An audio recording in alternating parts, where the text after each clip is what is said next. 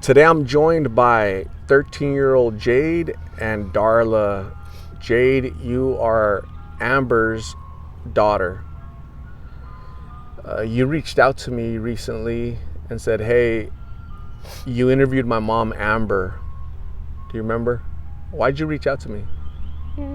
Because I saw you interviewing my mom and I was really sad and wondering if you saw her. What grade are you in? 8th. And Darla, you've raised her since the age of what? 5 months. 5 months old. She's been with you basically her entire And life. we adopted her at 16 months, yes. So, No bugs out here.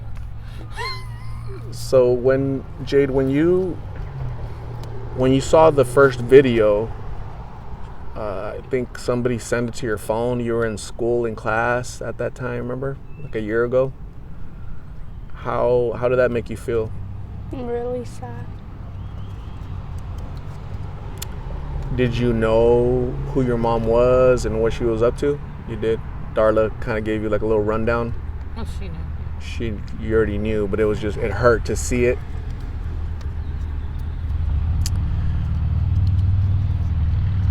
I want to ask you, like, when you see, so that's your mom, but can you give me your thoughts on what you think about drugs? What do you think about drugs? It's not good for you. It kills people and it just makes your life terrible. It does. You're seeing it, right? You're seeing it. How are you doing in school? Good. She's doing good. She gets good grades. She's a math brain. Really? Yeah. You're good at math? Oh, yeah. I hate math. Social studies is her, but she's getting it back up there. She's got all A's and B's except for one, but Okay. she's doing well. When you go to college, what do you want to study? I don't know. What do you want to be when you're older?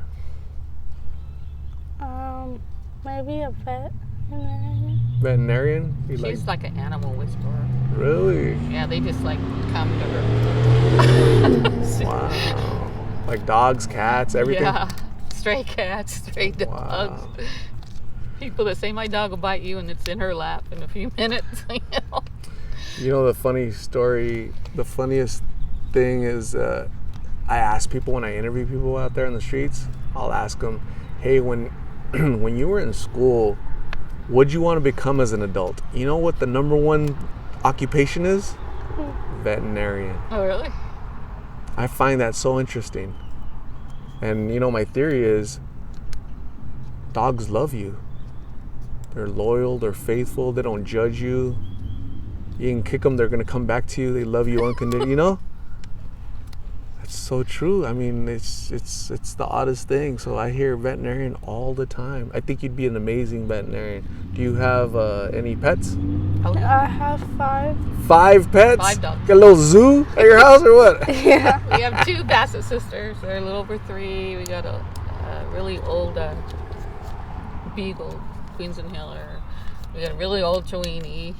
And we've got a 5-year-old Basset Beagle, which is her dog since a puppy. Wow. Okay. You really do love dogs. Jeez.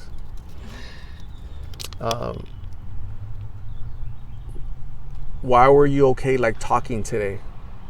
I felt like it would help. Yeah. She's been really struggling, you know, like she'll be at school or with her friends and she'll start crying and call me, Mom, I miss my mom, you know, and it's been really tough on her. You know, she's been on a wait list for 3 different counseling sessions forever. That's the way it is these days. Hopefully we're going to be getting into the trauma-based one soon, they said, so. This is like a little bit of therapy for you, huh? Just talk about it, air out your feelings. She wouldn't open up, but she's been opening up to me and lately, and her friends adult brother. He's been really good, and his girlfriend's been really good with her. So, I don't really care as long as it's a trusted adult. You know, she talks about it to them. And I can trust this family. They're a good family. Jade, when you get older, please don't do drugs. Please don't touch that I stuff. preach it every day, let me tell you. Every day. The youngest person, Jade, that I've ever seen out in the streets smoking that crap in front of me, 13 years That is old. so No lie. awful. Last year. Haven't seen him since then. I don't know where he's at. I Maybe hope they he's got better. him off the streets. I mean, we hope, but you know, what the young man was on a scooter. He was opening the door at a convenience store, opening the door for customers, and they would give him change. You know, these little pills are so cheap, 50 cents per pill. So is he homeless or did he go home every day? They told me that he has a home. He just goes out to the streets to, you know, be. So maybe they caught on and they did something about it, hopefully. Hopefully, yeah. Your guess is as good as mine, right? But it's so dangerous out there. That could be your classmate. That could be your friend. Somebody offers you something. Here, Jade, take this. It's gonna make you feel good. You don't know what it is, right? Just say no. Just don't take it. Don't consume it. It'll ruin your life. It'll break your family's heart, right? Your 5 dogs, they'll miss you because you'll choose the drug over them. And one other thing I want to tell you is that parents, we're not perfect. We're not supermen, we're not superwomen. We make lots of mistakes because we're human, right? So I hope that one day you're able to reconcile, kind of able to forgive and reconnect with your mom, okay? Even though she's struggling right now. But we pray for her. Darla prays, you pray, I pray, and 180,000 subscribers from Lost in Phoenix pray for her because she's human. She's worthy of dignity and respect and all the prayers from all of us because she's going through something that I've never been through. I don't understand it. You don't understand it. Darla doesn't understand it. But she's going through her issues right now and she needs help and support, right? What else can people do for her, do you think?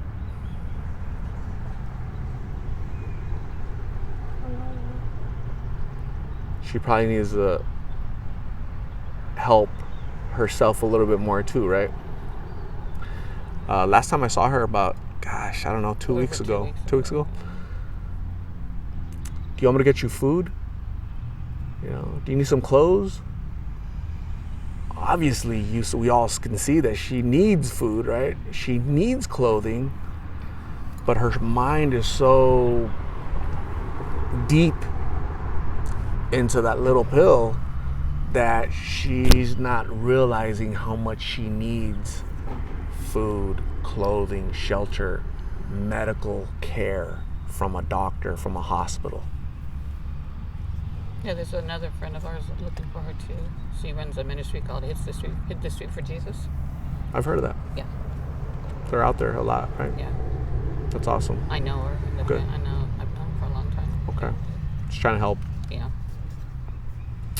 And Amber used to hit the streets with her. Really? When she was sober. Really? Yeah.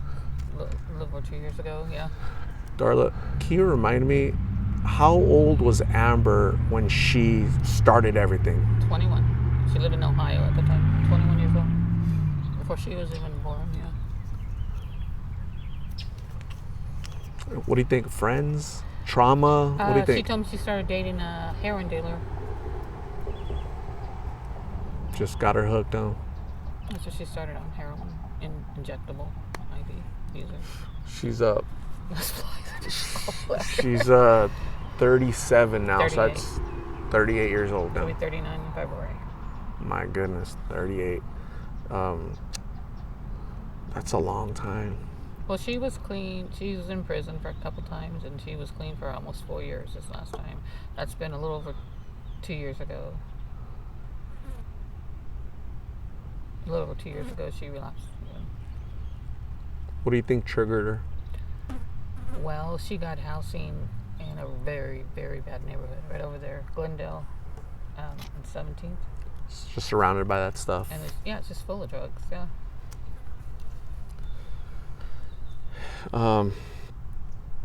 I've been over there a few times. I don't even want to go over there in the daytime. Scary.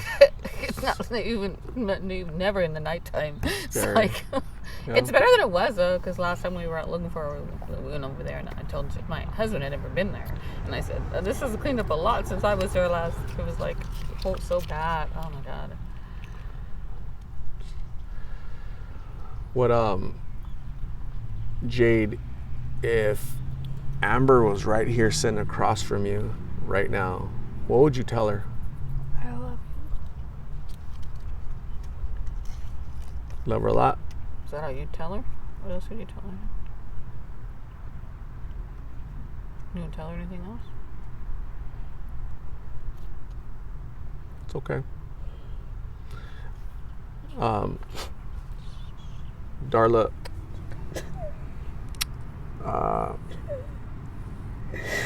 if you establish a college fund through your banking system or however you establish it, please relay that information over to me so we can try to help out Jade so that she could be a veterinarian and go take care of many dogs, many animals, right? You know what, Jade?